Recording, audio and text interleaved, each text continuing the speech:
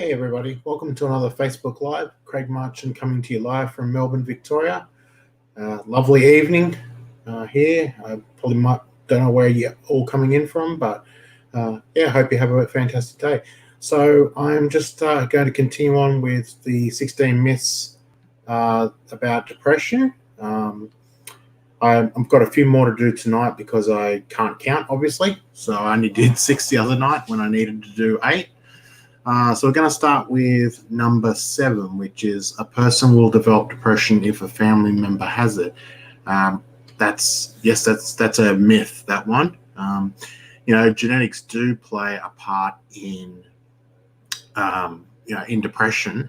However, it's generally it's not a big factor. We're talking number 8, which is taking antidepressants is a lifetime commitment. Look, that one's, I'm half and half on this one. I've had to have antidepressants now for a good portion of my life. If I come off them, I turn into what I like to say is a raving lunatic. Everyone's different, which is really good. And it could be that you don't need to actually be on them for all of your life. But for me personally, my psychiatrist said to me that I was a lifer and I would pretty much need to take them all my life. So this one's half and half. Your mileage may vary. Number 9 is everybody experiences depression in the same way. They don't. Everyone is developed differently. The way I have my depression could be completely different to how you might have, the symptoms of depression. Sometimes when I'm feeling really down, I'll just eat a lot, just don't really want to socialize. Number 10 is depression and sadness or self-pity are the same thing. No, they're not. They're actually quite different. Depression is really a treatable condition, and it's not really a specific emotion or feeling. So that's that one. Number 11, which is keeping busy cures depression. That's a myth. You can be busy but still suffer from depression. I tend to find if I keep busy, it keeps my mind occupied, but the problem's still there. It's, if I'm having a depressive mood, it doesn't change.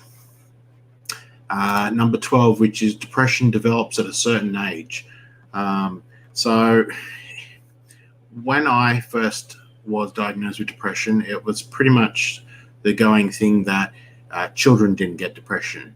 And that was the knowledge we had back then.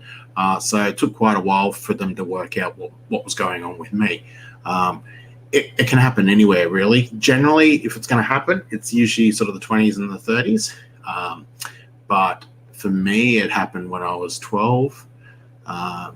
It can be younger, it can be older. It's a mixed bag. So 13, which is people with depression always seem sad or show obvious symptoms. No, that's definitely a myth, that one. I can operate quite fine. Sometimes, I can smile, I can joke. I'm not sad, or at least not to everyone out there. I can put on quite a brave face and get away with it a lot of the time. So that's definitely a myth. Number 14, depression is a natural part of aging. No, it's not a natural part of aging. You need to go and get checked out. Okay, it's definitely, don't ever put it down to I'm just getting older. It's definitely not that. Number 15, so talking about depression makes it worse. No, it doesn't. I find it actually helps a lot. I go see my psychologist once a month, generally speaking. It doesn't make me feel worse. It actually makes me feel better because I get someone else's view / opinion of what's going on in my life right then and there. So I find it actually quite a valuable tool to be able to talk about it. And number 16, herbal supplements can help treat depression. It's kind of a myth. There's no real scientific backing to it. They might help, they might not help. It's kind of a mixed bag one. It could go really either way. Rightio. So look, that wraps up the top 16 myths of depression. So this was part 2. I encourage you to, reach out, put, comments, like, share. I really want to hear people's opinions on the myths if they've got anything different, because it's all about helping other people.